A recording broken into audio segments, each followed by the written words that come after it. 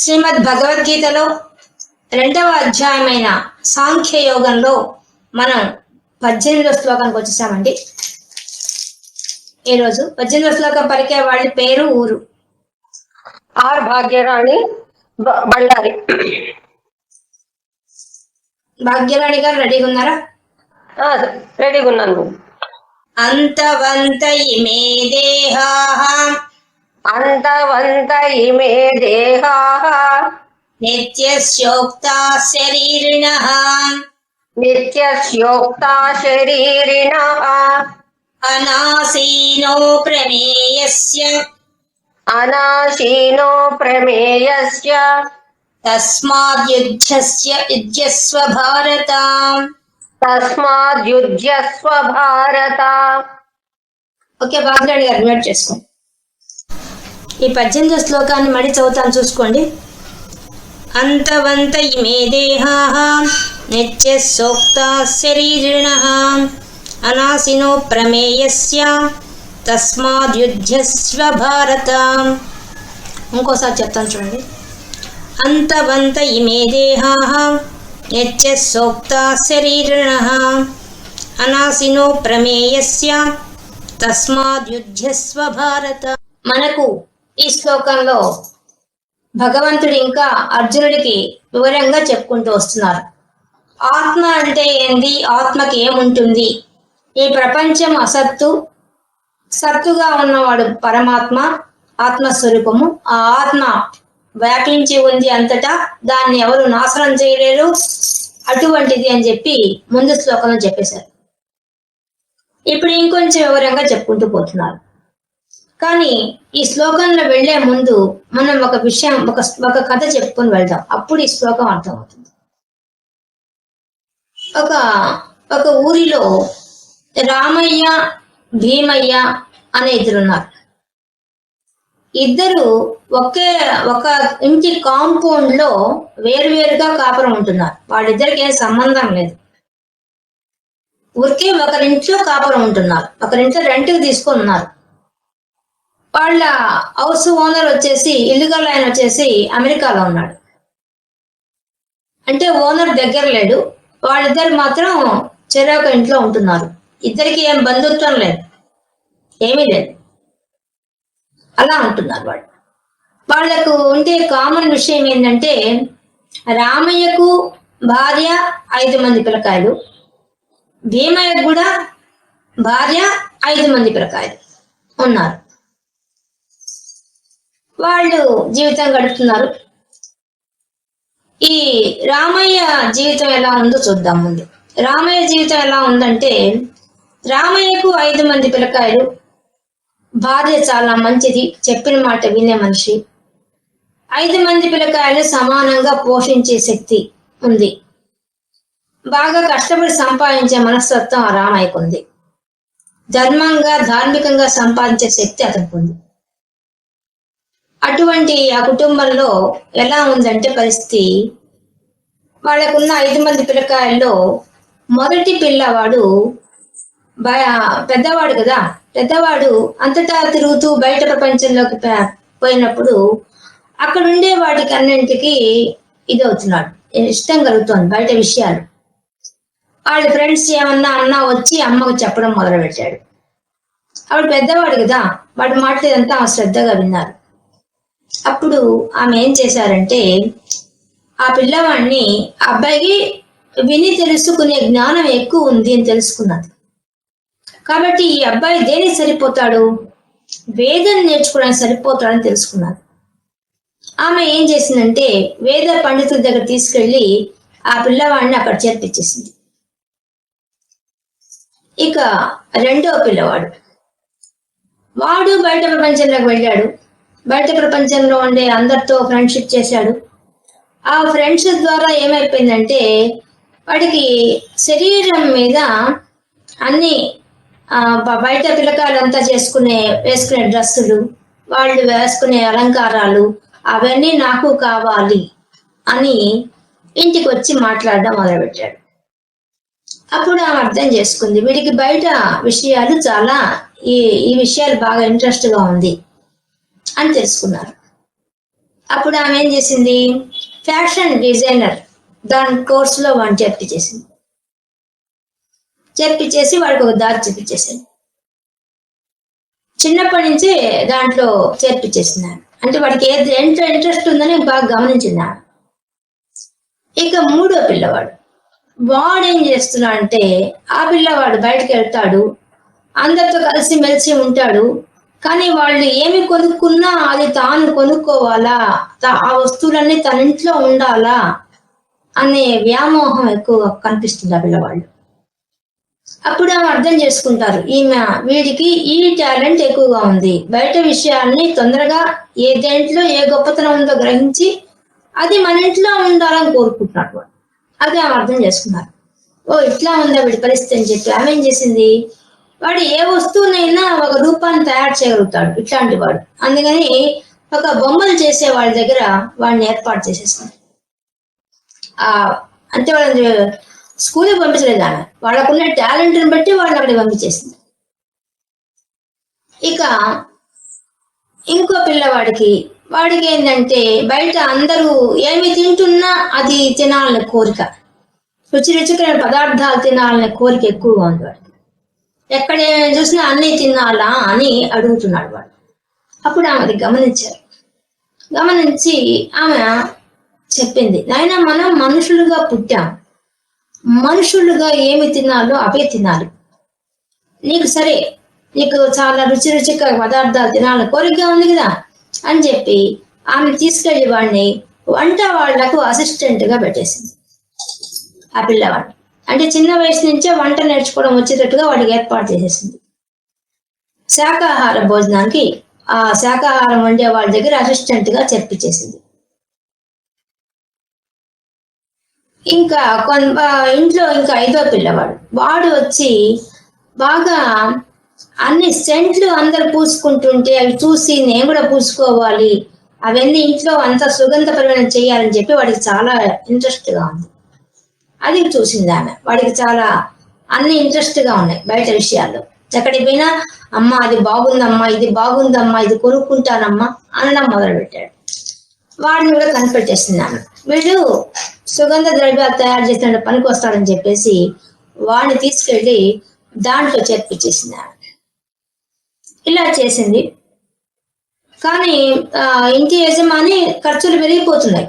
5 మందిని 5 వాటిని చేర్పించేసింది. 5ంటికి ఫీజు కట్టాలా, కొంచెం కష్టంతో కూడుకుందే కానీ తప్పదు కదా. రామయ్య చాలా మంచివాడు, భార్య కూడా చాలా మంచిది, ఇంక సహకరిస్తుంది కదా భార్య. అందువల్ల ఆమెకు తగినట్టుగానే అతడు కష్టపడి సంపాదించడం మొదలు పెట్టాడు. ఇస్తున్నాడు. కానీ భార్యకు చెప్తూనే ఉన్నాడు రోజు.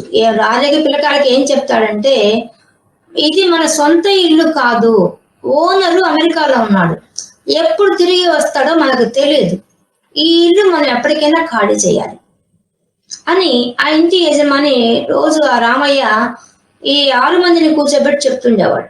ఎప్పటికైనా మన ఇల్లు ఖాళీ చేసి వెళ్ళిపోవాలా, అందుకని ఇల్లు శుభ్రంగా ఉంచండి మీ 6 మంది అని చెప్పాడు. అందువల్ల వాళ్ళు ఏం చేసేవాళ్ళు, 6 మంది, వాళ్ళకి 6 మందికి 5 మందికి 5 టాలెంట్స్ ఉన్నాయి కాబట్టి ఇంక ఇబ్బంది ఏముంది, 5 మంది వాళ్ళ కళాత్మకంగా తీర్చిదిద్ది పారేశారు ఇంటిని.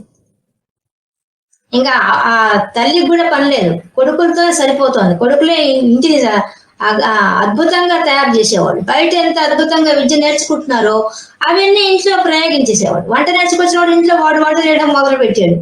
నేను చేస్తా అమ్మా నీకంటే బాగా అని వాడు చేయడం మొదలు పెట్టాడు. ఇంకా బొమ్మలు చేసేవాడు ఇంట్లో రకరకాల బొమ్మలు తెచ్చి పెట్టేశాడు.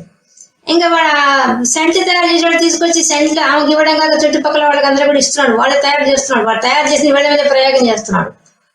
ఇంకా వేదం నేర్చుకోవడానికి చెప్పనే పర్లేదు, వాడు బాగా వచ్చి వేద జ్ఞానాన్ని అంతా కూడా ఇంట్లో ఆ మంత్రాలు ఉచ్చారణ చేస్తున్నాడు. ఇంకా వాడికి చాలా ఆనందంగా గడిచిపోతుంది జీవితం. ఇక పక్కన భీమయ్య ఇంటికి పోదాం. భీమయ్య వాడు కూడా 5 మంది పిల్లలే. భార్య మంచిదే, కానీ కొంచెం పిల్లలంటే చాలా ప్రేమ ఎక్కువ. పైన పిల్లల యొక్క ప్రవర్తన ఆమె రామయ్య భార్య లాగా అంత తెలివిగా ఆలోచించలేదు ఆమె. అందువల్ల ఏమైందంటే వాళ్ళింట్లో వచ్చిన సమస్యలే వీళ్ళింట్లో కూడా వచ్చాయి. పెద్ద పిల్లవాడు అన్ని బయట ప్రపంచంలోకి వెళ్ళాడు, అన్ని వింటున్నాడు, వాడు అన్ని కావాలంటున్నాడు. వాడు ఏం అడిగితే ఏ సౌండ్ సిస్టమ్ ఇది సౌండ్ సిస్టమ్ అన్ని భర్తని పీడించి కొనిచ్చి ఇంట్లోనే పెట్టేసింది. ఇంకా దాంతో ఖర్చు పెరిగిపోయింది. యజమాని ఏం చెప్తున్నాడు, భీమయ్య నాకు ఖర్చు పెరిగిపోతోంది, కష్టపడాల్స్తోంది, కొంచెం జాగ్రత్త చూసుకోబ్బా అంటే సరే సరే అంటుంది. పిల్లల్ని మించిందా అండి? పిల్లలకి తర్వాతే కదా అంతా మనకి. మనం ఏం చేసుకుంటాం, సంపాదించిన పిల్లకాయల కోసమే కదా, వాళ్ళ ఆనందం కోసమే కదా అని ఆమె అనేది. ఇంకా రెండో పిల్లవాడు వాడు ఎలా అయిపోయినా అంటే బయట ఫ్రెండ్స్ తో తిరిగి వాడు వ్యామోహంలో పడ్డాడు. బయట విషయాలన్నీ కావాలా, అది కావాలా, ఇది కావాలా, ఈ డ్రెస్సులు కావాలా, ఆ డ్రెస్సులు కావాలా, ఈ అలంకారాలు కావాలని వాడు వెళ్ళడం మొదలుపెట్టాడు. ఆమె ఏం చేసింది, వాడికి ఏమి ఇష్టమైతే ఆ గుడ్డలు కొనుక్కోరావడం, అవన్నీ వాడికి ఏమేమి కావాలంటే వాడు పూసుకునేవి అవన్నీ కొనుక్కొచ్చి వాడికి ఇవ్వడం, ఆ షాంపులు అన్ని కొనుక్కొచ్చి ఇవ్వడం చేయడం మొదలుపెట్టింది.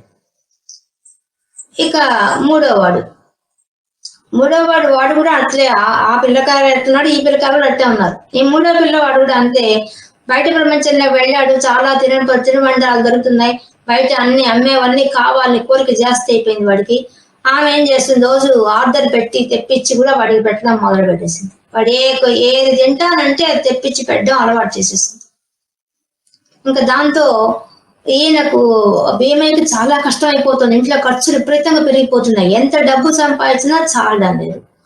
ఆయన కూడా చెప్తున్నాడు, కష్టంగా ఉంది నేను సంపాదించడం, కొంచెం సర్దుకోండి, ఇంట్లో పరిస్థితులు చూస్తే చాలా ఘోరంగా ఉంది, పిల్లలు ఇంత ఘోరంగా తయారవుతున్నారు, సర్దుకోండి అని చెప్తున్నాడు.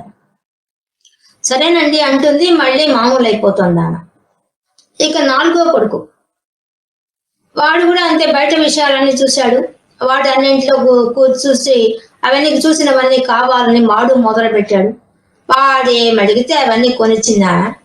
అలాగే ఐదో పిల్లవాడు కూడా ఏ బొమ్మలు చూసినా, ఏవి చూసినా, అలంకారాలు చూసినా అవన్నీ ఇంటికి రావాల్సిందే, మన ఇంటికి ఏ ఫర్నిచర్ చూసినా ఫర్నిచర్ మన ఇంట్లో ఉండాలా, ఎవరికి ఏముంటే మన ఇంట్లో ఉండాలని వాడు కూడా తయారయ్యాడు. ఈ 5 మంది కోరికలు ఆ తల్లి తీర్చడానికి నానా తంటాలు పడుతూ భర్తను ఒప్పిస్తూ ఏదో విధంగా కింద పైన పడుతూ కొనిస్తోంది, అన్ని వస్తువులు కొనిస్తోంది. ఈ భీమయ్య కూడా ఇంట్లో వాడకు చెప్తున్నాడు, ఇల్లు శుభ్రంగా ఉంచండి, ఎప్పటికైనా ఇల్లు మనం ఖాళీ చేయాలా, ఆ అమెరికాలో ఉండే ఆయన ఎప్పుడు వస్తాడో మనకు తెలియదు, గబక్కన ఖాళీ చేయమంటే ఇబ్బంది పడిపోతాము, కాబట్టి ఇల్లు శుభ్రంగా ఉంచండి అంటే వాళ్ళు బయట నుంచి ఆర్డర్ తెప్పించుకున్నామని ఇంటంతా సామాన్తో నింపి పారేశారు. వాళ్ళు తెచ్చుకున్నామని తిని అక్కడ పారేసేది, ఇల్లు అంతా గలీజ్ చేసి పారేశారు. రోజు భార్య శుభ్రం చేయలేక నడువులు పోతున్నాయి, కానీ వాళ్ళు మాత్రం పిల్లలు మారడం లేదు, మాకు అవే కావాల్సిందే, మేము చేసుకోవాల్సిందే అని వాళ్ళ తల్లిని పీడిస్తున్నారు, తండ్రిని పీడిస్తున్నారు. ఈ విధంగా జరుగుతోంది. ఒకరోజు హఠాత్తుగా వాళ్ళ ఇంటికి ఆ హౌస్ ఓనర్ వచ్చేసాడు. ఇల్లు గల ఆయన అమెరికా నుంచి వచ్చాడు. వచ్చి రాగానే 2 ఇల్లు చూశాడు. చూడంగానే ఆయన బిత్తుపోయాడు. ఒక ఇల్లు కడకడలాడిపోతోంది, ఒక ఇల్లు దరిద్రంగా ఉంది, ఎక్కడ పెట్టిన టెంట్ అంతా అట్లా ఉంది, ఇల్లంతా ఇంట్లో గోడలంతా వెలిసిపోయినాయి, కొళాయిలు తిప్పేస్తున్నారు, ఇష్టం వచ్చినట్టు వాడేస్తున్నారు, ఇల్లు గలీజ్ అయిపోయినది. అప్పుడు ఆయనకి చాలా కోపం వచ్చేసేసి ఇంకా మేమైనా అడిగేశాడు, ఏమయ్యా ఇల్లు పెట్టుకుంటారా, ఇల్లు ఇస్తే ఇంత అధ్వానంగా పెట్టుకుంటారా, మర్యాదకి ఇల్లు ఖాళీ చేయండి అంటాడు. ఖాళీ చేయడమే కాదు, ఈ ఇంట్లో ఎంత సామాన్ యూస్ చేశారు, నా ఇల్లు ఎంత పాడు చేశారో దానికి అంతా పెనాల్టీ కట్టాల్సిందే, మీరు ఏవే వస్తువులు పాడు చేశారో వీటన్నిటి డబ్బు కట్టాల్సిందే, మేము ఒప్పుకునేది లేదు అని కూర్చున్నాడు.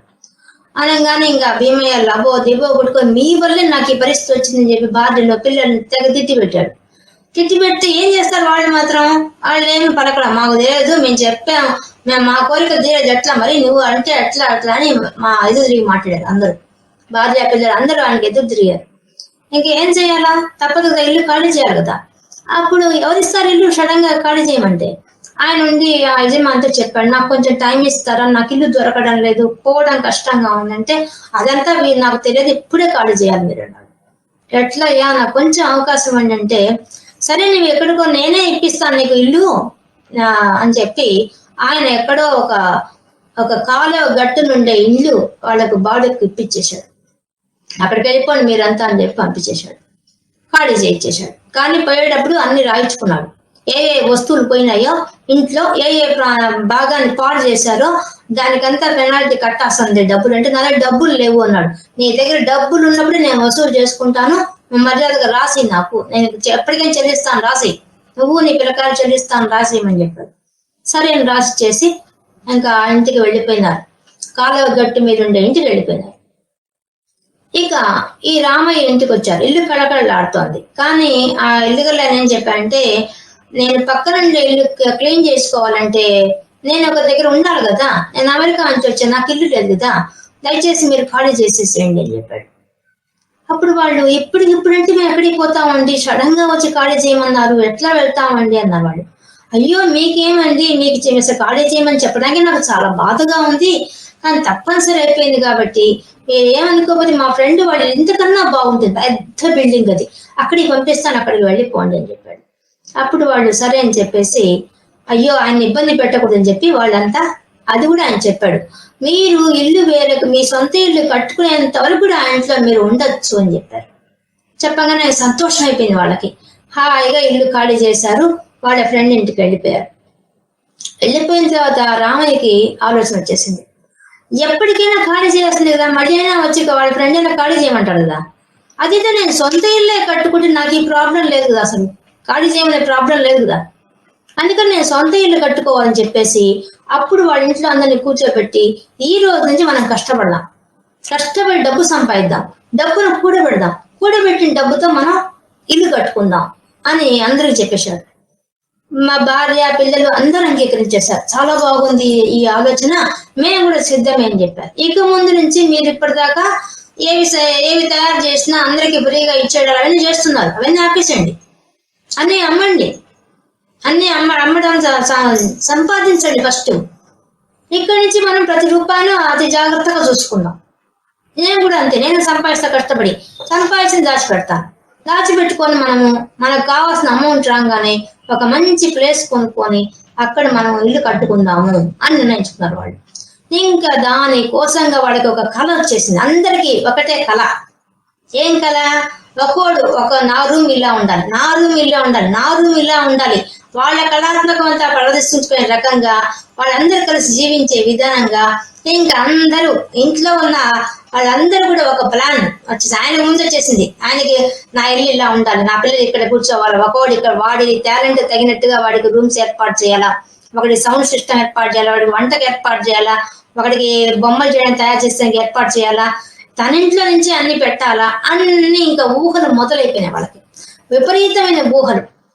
ఆ ఊహలతో దానికి తగినట్టుగా డబ్బు సంపాదించాలంటే ఎంత కావాలా, సంపాదించడం మొదలు పెట్టేశారు. ఇంకా అందరూ అదే జాసలో పడిపోయినారు. ఇంకా పూర్తిగా పడిపోయిన తర్వాత వాడి దగ్గర సగం డబ్బు చేకూరింది కొంతకాలానికి. ఇంకా డబ్బు అవసరమైంది, ఇల్లు కట్టాలని డబ్బు కావాలి కదా మరి.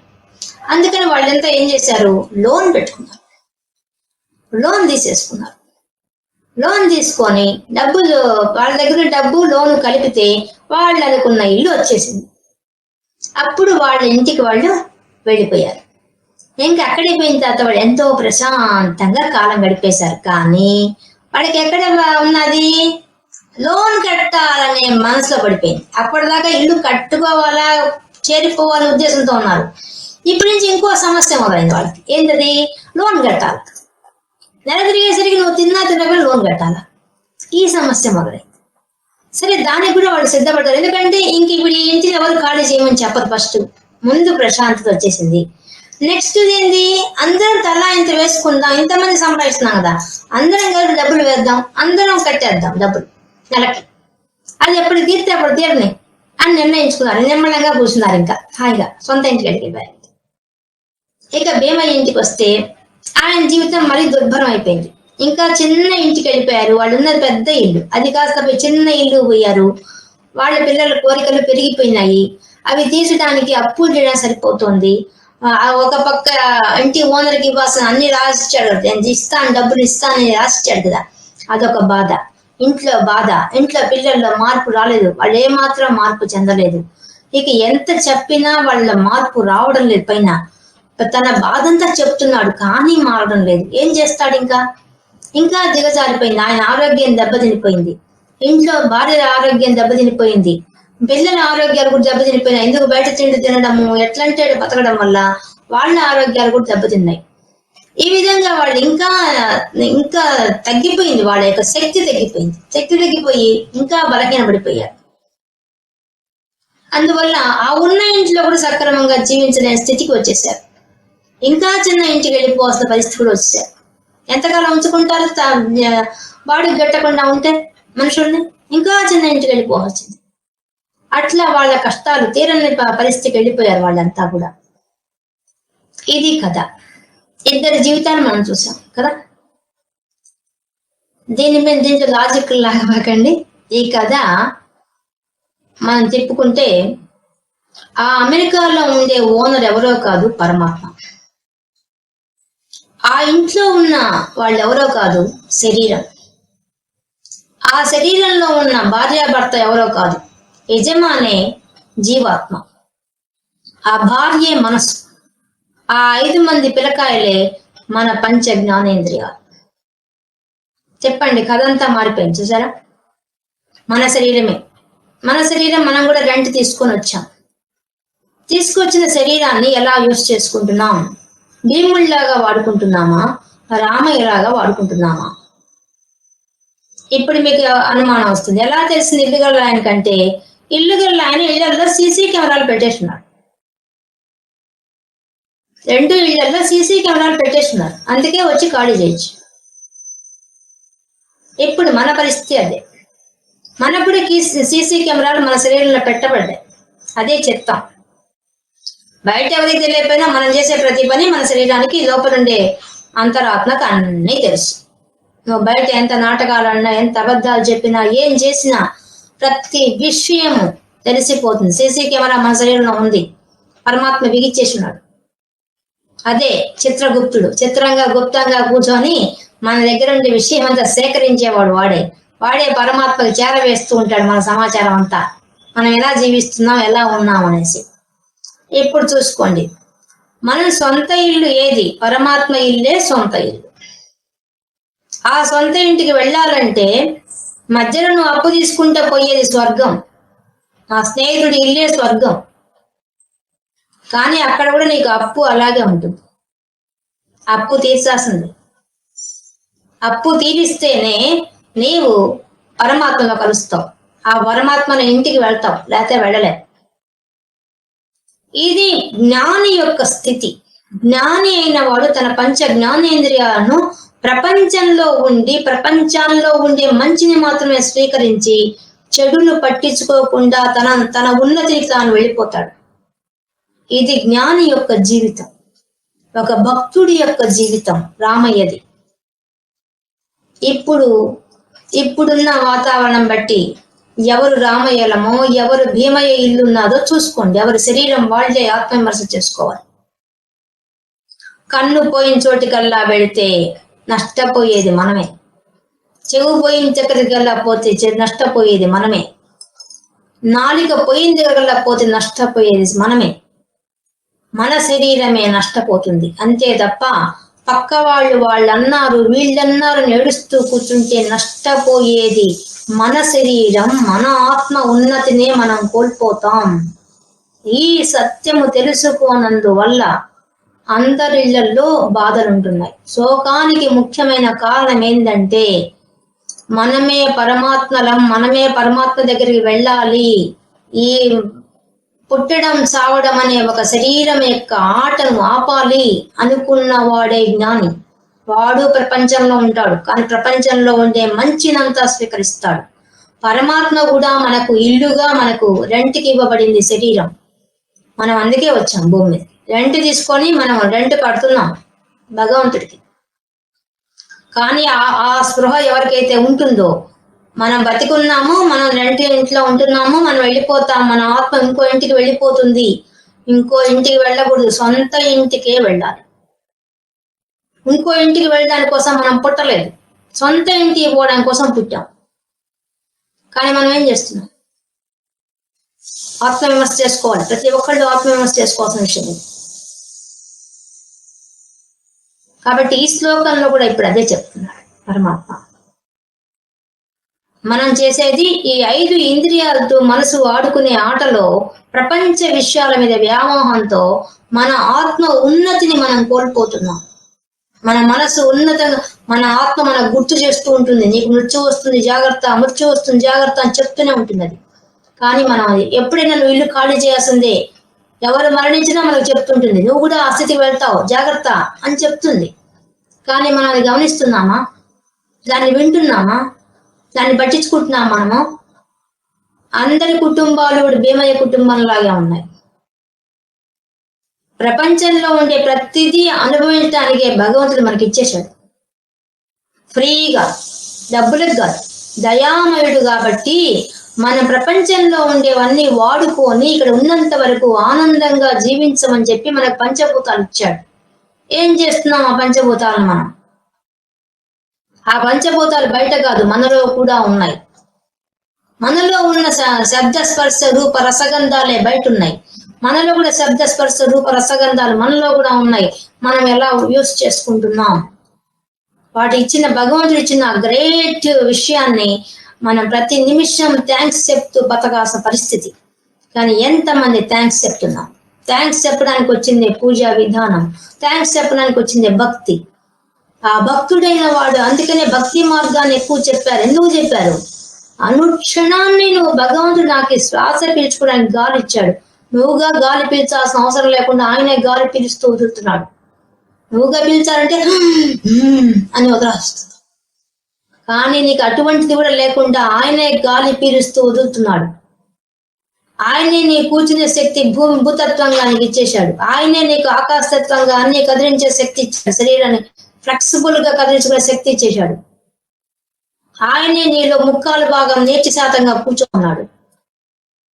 నీకు బయట ప్రపంచంలో 3/4 భాగమే భూమి ఉంది, 1/4 భాగమే నీరుంది. అంతే నీ శరీరం కూడా అట్లా ఉంటుంది, ఏం తేడా లేదు. బయట ఏముందో అంతా నీలోనే ఉంది. బయట ప్రపంచంలో భగవంతుడు ఎలా ఉన్నాడు, మన శరీరంలో కూడా అలాగే ఉన్నాడు. నీకు పైన ప్రపంచంతో లింక్ ఎక్కడ ఉంది? నీలో ఉన్న వాటితోనే అవతల ఉండే వాటితో కొన్ని కోరికలు తీర్చుకునే రకంగా ఏర్పాటు చేశాడు. నీకు దాహం అయితే దాహం తీర్చుకునే శక్తి, నీకు అగ్ని కావంటే అగ్ని తీర్చుకునే శక్తి, నీకు జీవశక్తిగా ఉంటే సూర్యుడి ద్వారా ఇప్పిస్తున్నాడు, ఔషధ శక్తిగా ఉంటే చంద్రుడి ద్వారా ఇప్పిస్తున్నాడు. ఎంత ఫ్రీగా ఇస్తున్నాడు. అరుణాం కరుణాతరంగితాక్షి, ఆ ఒక్క పదానికి చెప్పాలంటే ఆమె కరుణ, ఆమె దయ. ఆ దయ ఎంతని చెప్తావు, ఏమని చెప్తావు? ఎన్ని ఫ్రీగా పొందుతున్నాం మనం ఉదయం లేచి. నువ్వు నడవడానికి ఒక భూమి, నువ్వు ఉండడానికి ఒక భూమి, ఆ భూమిలో నీకు పంచ తన్మాత్రలు, పంచభూతాలు అన్ని కలిపి నీకు ఇచ్చేశారు. నువ్వు తవ్వుతుంటే నీరు వస్తుంది, నువ్వు తవ్వుతుంటే గనులు వస్తాయి, నువ్వు తవ్వుతుంటే బంగారం వస్తుంది, నువ్వు తవ్వుతుంటే పెట్రోల్ వస్తుంది. నీవు బతకడానికి కావాల్సిన ప్రతి వస్తువు నీకు భూమిలోంచి వస్తుంది. ఎవరిచ్చారు? ఫ్రీగా. నువ్వు అనుభవిస్తున్న ప్రతి క్షణము భగవంతుడిదే. భగవంతుడి కాంతి ఏది లేదు నీతో. కానీ ఆ స్పృహలో మనం లేము. మనం భీమయ్యలాగా బతుకుతున్నాం. ఇప్పుడు మరి జీవితం చాలా చిన్నది, ఆయుష్ చాలా తక్కువ, అన్ని ఎంజాయ్ చేయాలి. ఎంజాయ్ చేయడం కోసం జీవితం ఇవ్వలేదు, మోక్షం పొందడానికి మాత్రమే శరీరం ఇవ్వబడింది. ఈ స్పృహ ఎంతమందికి ఉంది? ఆత్మవిమర్శ చేసుకోవాల్సిన విషయం. ఇవ్వబడింది 4 ధర్మాలు నీకు ఇవ్వబడ్డాయి. ధర్మం, అర్థం, కామం, మోక్షం. ఈ 4 సాంతంగా నీకు శరీరం ఇవ్వబడింది. మనలాగే పుట్టాయిగా చీమలు, దోమలు, అవన్నీ మనలాగా జ్ఞానంతో ఉన్నాయా? అవి తెలుసుకుంటున్నాయా తమ సొంత ఇంటికి పోవాలని? వాటికి ఎక్కడి నుంచి వచ్చింది ఆ జీవితం? మనమే భీమయ్యలాగా జీవించి వాటిలాగా మారిపోయాం. మానవ జన్మ ఎత్తిన వాడే ఆ వాటి రూపంలో వెళ్ళిపోయింది మనమే, ఎవరో కాదు. భీమయ్యలాగా జీవించిన వాళ్ళందరూ వెళ్ళిన తోవదే. రామయ్యలాగా జీవించిన వాళ్ళంతా స్వర్గలోకానికి వెళ్ళారు, స్వర్గాది లోకాలు. కానీ వాళ్ళ స్పృహలో ఉంటుంది ఏంది? సొంత ఇంటికి వెళ్ళాలి. సొంత ఇల్లు ఏది? పరమాత్మే సొంత ఇల్లు. ఈ జీవాత్మపై పరమాత్మలో కలియాలి.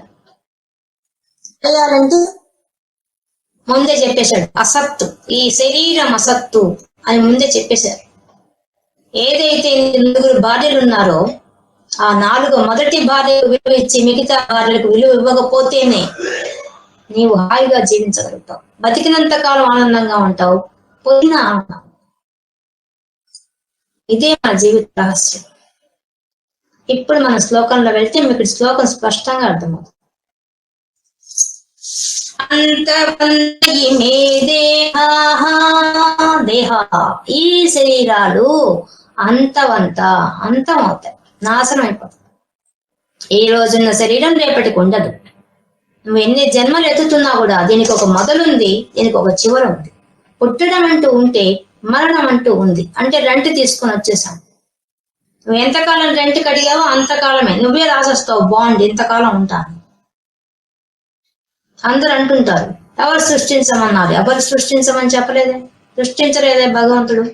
ఆయన హాయిగా జీవించమని నీకు అన్ని ఇస్తే మనం ఏం చేసుకున్నామో, మనం ఎంత భ్రష్టు పెట్టించామో మన ఆత్మకే వదిలేండి. ఆ విషయం ఆలోచించుకోండి.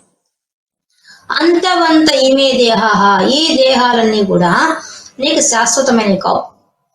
నిత్యస్యోక్త శరీరిణ, శరీరం కలవాడు శరీరం.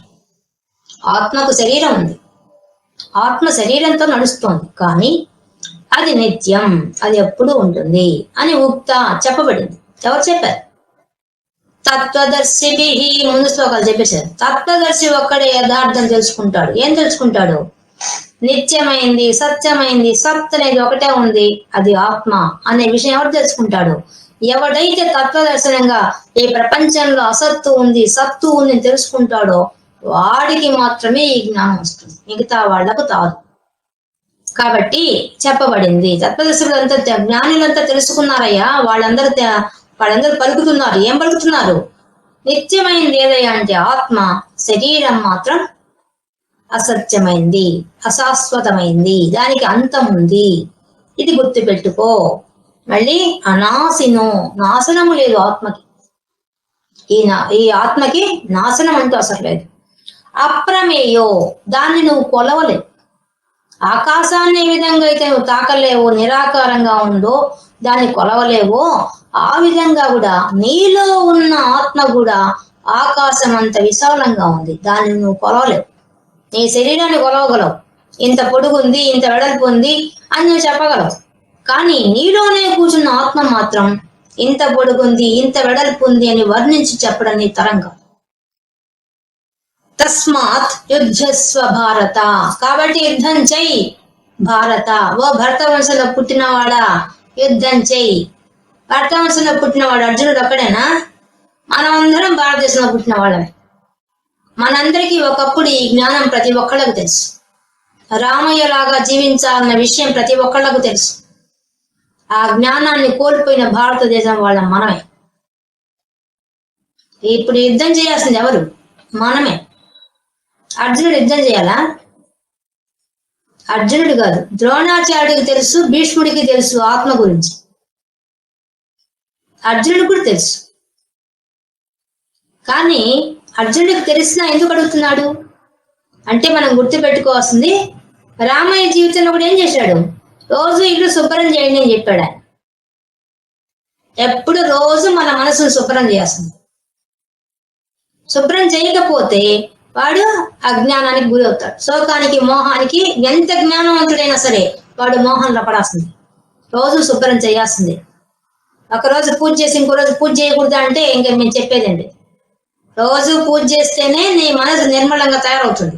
చేయగా చేయగా చేయగా రోజు ఒక్కసారి చేయడం కాదు, రోజంతా పూజలో ఉంటేనే, రోజంతా మనసులో పూజ చేస్తేనే నీకు జన్మ లేకుండా చేసుకోవడానికి ఏకైక మార్గం అదొక్కటే, వేరే ఏం లేదు. ఇప్పుడు ఎవరితో యుద్ధం చేయాలి? మన పంచ జ్ఞానేంద్రియాలతో, పంచ తన్మాత్రలతో యుద్ధం చేయాలి. ప్రపంచంలో ఉండే వాటితో, మనలో ఉన్న శక్తితో ఫైట్ చేస్తుంది మనమే. ప్రతిరోజు చేయాలి మనం. ఆయన ఒక్కసారి శోకంలో మోహంలో పడ్డాడు. మనం పడని క్షణమే. ఏ క్షణంలో మనం మోహంలో లేకుండా ఉన్నాం, ఏ క్షణంలో మనం శోకంలో లేకుండా ఉన్నాం, ఆత్మవిమర్శ చేసుకోవాలి. భారతదేశంలో పుట్టిన ప్రతి ఒక్కడికి ఈ జ్ఞానం కావాలి, ఈ విషయం తెలియాలి. శరీరం రెంట్కి తీసుకొని వచ్చి కూర్చొని ఆ శరీరంతో ప్రపంచంలో వచ్చే వాటిని బీభత్సంగా ఆ భగవంతుడు ఇచ్చిన ప్రకృతిని పాడు చేసి వాడుకుంటున్న వాళ్ళు ఎవరు? మన ఇంటిని పాడు చేసుకోవడం కాక బయట ప్రపంచాన్ని కూడా పాడు చేసుకున్న వాళ్ళు ఎవరు? ఇది అందరూ తెలుసుకోవాల్సిన విషయం. ప్రతి భారతీయుడు తెలుసుకోవాల్సింది. యుద్ధస్వ, యుద్ధం చెయ్యి. ఎవరికి చెప్తున్నాడు? అర్జునుడికి. ఎవరితో యుద్ధం చేయమంటున్నాడు? నీ శరీరము వేరే, ఆత్మ వేరేరా నాయన. ఆత్మ శాశ్వతం రా. ఆ భీష్ముడికి ద్రోణికి ఆ విషయం తెలుసు, నీకు తెలుసు, నువ్వు మర్చిపోయావు అంతే. నీకు ఒక్క నిమిషంలో శోకం మోహం వచ్చింది, ఆయనకు ఒక నిమిషం వచ్చింది. ఇప్పుడు ఈయన చెప్తే అర్థమైపోతుంది మనకి. ఈయన కాదు, ఎంతమంది గురువులు వచ్చి చెప్పినా మనకు అర్థం కాదు. అనుభవంలోకి రాదు. మనం ఆచరించాం. మనలో ఉన్న పరమాత్మను చూడము, చుట్టూ ఉన్న ప్రపంచంలో ఉన్న పరమాత్మను కూడా మనం చూడం. రెండూ మనం చేయం. ఊరికే భక్తి మార్గంలో ఉన్నాం అని చెప్పుకుంటున్నాం అంతే. పొద్దున్నేసి స్తోత్రాలు చదువుతున్నాం, ఇవన్నీ పారాయణ చేస్తున్నాం, అక్కడ దాకా ఆగిపోయింది. అనుభవం ఏది? ఎంతమంది భగవంతుని చూస్తున్నాం? చూడడం మన సాధ్యం అవుతున్నారా? సాధ్యం కావడం లేదు. ఎందుకు కావడం లేదు? ఎందుకు కావడం అంటే ఆ దారిలో వెళ్ళే జ్ఞానాన్ని మనం మర్చిపోయాం కాబట్టి. ఈ జ్ఞానం విషయం అంతా మనం మర్చిపోయాం. మన వేదం అంతా పోయింది, మన యొక్క జ్ఞానం అంతా పోయింది. ఇప్పుడు భగవద్గీత చనిపోయినప్పుడు వేసుకునే ఒక రికార్డ్ లాగా అయిపోయింది. ఇది రోజు తెలుసుకోవాల్సిన విషయం. రోజు మనం ఉంచుకొని మనం ఆత్మ ఉన్నతి కావాలంటే ప్రతి నిమిషం భగవంతుడి కోసం ఆరాట పడితేనే ఇంకో జన్మ లేకుండా తెలుసుకోగలం. వాడెవరు అన్నాడు, వీడెవరు అన్నారు, ఇట్ట జరిగింది, అట్టా జరిగింది, దీని గురించి ఆలోచిస్తూ మనసులో కూర్చుంటే మనసులోకి ఏది తీసుకోకూడదు. బయట మాత్రం నీ ధర్మం, నీ కర్తవ్యం నిర్వర్తించాల్సింది. అదే ఇప్పుడు అర్జునుడికి చెప్తున్నాడు, తద్వారా మనకు చెప్తున్నాడు. శాశ్వతమైంది కాదు దేహం, శాశ్వతమైంది ఆత్మే. ఈ విషయం తెలిసిన వాళ్ళే నీ ముందున్నారు, నీవు మర్చిపోయే ప్రస్తుతం. కాబట్టి యుద్ధం చేయి ఆయన చెప్పాడు. కానీ మనం ప్రతినిత్యం యుద్ధం చేయాలి. మనకు ఆయనకు తేడాది, అర్జునుడికి మనకు తేడాది.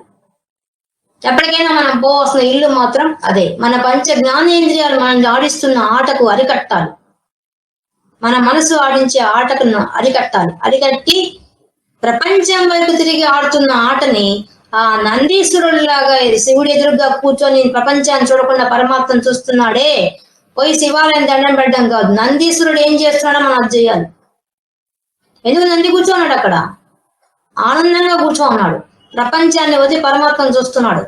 మనకు సందేశం ఇస్తోంది ఆ శివాలయం. శివాలయంలో ఉన్న నంది మనకి ఇస్తోంది సందేశం. ఏమిస్తోంది? ప్రపంచాన్ని గురించి పట్టించుకోవద్దు, నీకు ఇచ్చిన జ్ఞానేంద్రియాలు తీసుకొచ్చి పరమాత్మకు అర్పించు. అదే చెప్తోంది. ఏ గుడిలో అయినా కూడా మనకు అదే సందేశం ఉంటుంది. గరుత్మంతుడిని కూడా చూసి తెలుసుకోవాల్సినది. నిలిచే ఉంటాడు ఎదురుగా చేతులు జోడించి, వెంకటేశ్వర స్వామి చూస్తున్నాడు. ఆయన చెప్పే సందేశం అదే. పరమాత్మను చూడండి, ప్రపంచాన్ని కాదు. ప్రపంచంలో ఉండే ప్రతి వస్తువు నాశనం అవుతుంది, అసత్ నాశనం అవుతుంది. నాశనం కానిది పరమాత్మ ఒక్కడే. ఆయన తట్టు నీ మనసు తిప్పు అని చెప్తున్నాడు ఈ శ్లోకం ద్వారా పరమాత్మ. కాబట్టి పరమాత్మనే పక్కన పెట్టుకున్నవాడు అర్జునుడు. ఆయన యుద్ధం చేయడం పెద్ద విషయం కాదు, ఆయన జయిస్తాడు కూడా. పరంతప పైన గుడాకేశుడు. మనం గుడాకేశుడు ఇంకా కాలేదు, మనం నిద్రపోతూనే ఉన్నాం. మనం అందరం నిద్రపోతూనే ఉన్నాం. ప్రపంచ విషయాల కోసం ఏడుస్తున్నంత కాలం, మనసులో ఏడుస్తున్నంత కాలం బయట ఏడవాలి, బయట నటించాలి. మనసులో ఏడిస్తే మాత్రమే డేంజర్. మనసును మాత్రం పరమాత్మ వైపు తిప్పేసేయాలి. ప్రపంచ విషయాలన్నింటినీ పక్కకు తెచ్చేయాలి. అప్పుడే పరమాత్మకు మనం దగ్గర కాగలుగుతాం. దీంట్లో యుద్ధం చేయాల్సింది మనమేనండి.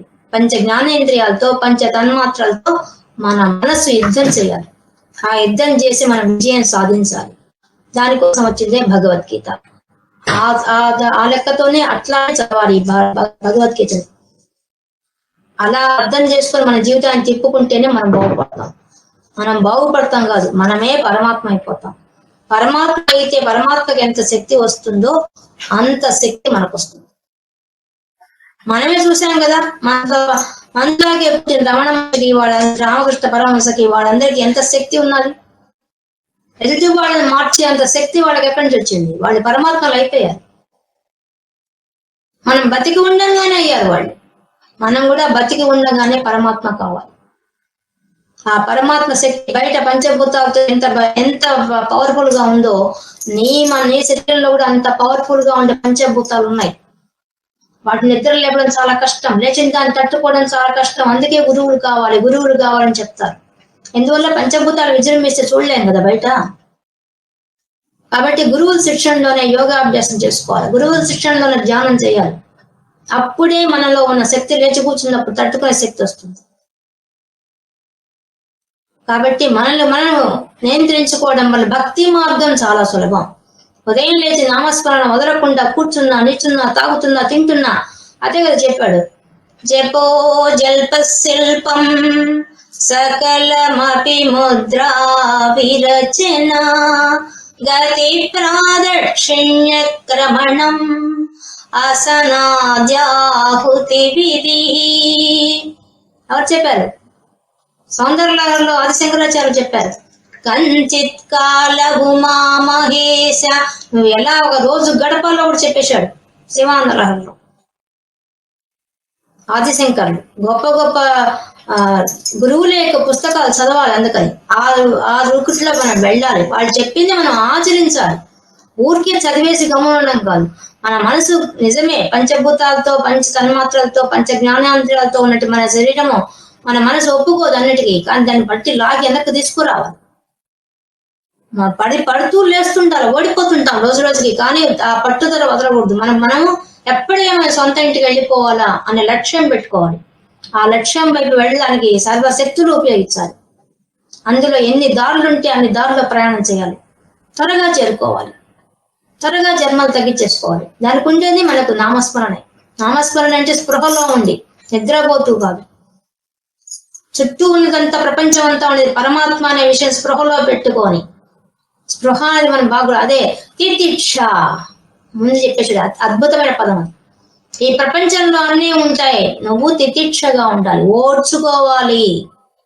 నీ ఓర్పే నిన్ను మెట్లెక్కిస్తుంది, లేదా ఓడిపోతావు. ముందే చెప్పేశాడు, పరమాత్మే చెప్పేశాడు తితిక్ష.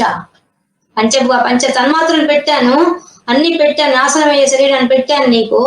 నీ శరీరంలో మార్పులు వస్తుంటాయి, కానీ నువ్వు తితిక్ష వహించు. ప్రపంచంలో వహిస్తే ఏమవుతావు? గొప్పవాడిపోతావు. ఇప్పుడు మీకు రామయ్య ఫ్యామిలీ చూపించాను. భార్య ఎంత తెలివిగా చేసింది. ఎదురుగా ఉన్నవి అవే, మిగతా వాళ్ళకు ఉన్నవే వాళ్ళకు ఇవ్వబడ్డాయి. కానీ ఆమె ఏం చేసింది? దాన్ని టాలెంట్ గా మార్చేసింది. ఆ టాలెంట్ తో 10 మందికి ఉపయోగపడింది.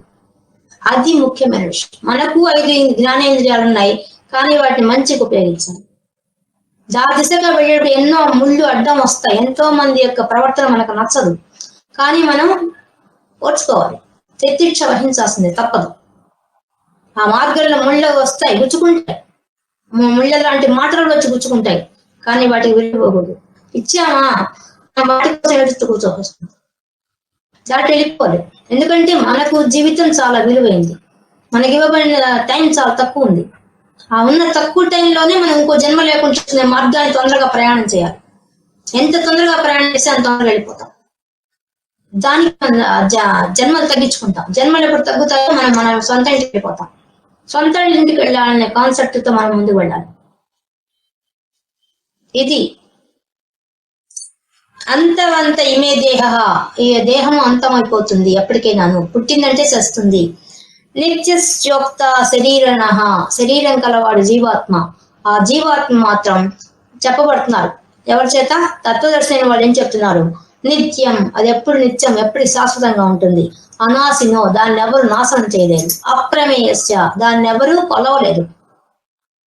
తస్మాత్ యుద్ధస్వ భారత, కాబట్టి యుద్ధం చేయి. భారతదేశంలో పుట్టిన ప్రతి ఒక్కరు ఈ జ్ఞానం కోసం తాపత్రయపడి తన సొంత ఇంటికి పోయే ఇంటిని కోసం యుద్ధం చేయాలి. ప్రపంచంలో ఉన్న మనలాంటి మనుషులతో యుద్ధం చేసి గెలుపు సాధించి చూపించాలి. అప్పుడే మన సొంత ఇంటి కళ నెరవేరుతుంది. ఇది సాంఖ్య యోగంలో ఈరోజు మనం 18వ శ్లోకం పూర్తి చేసుకున్నాం.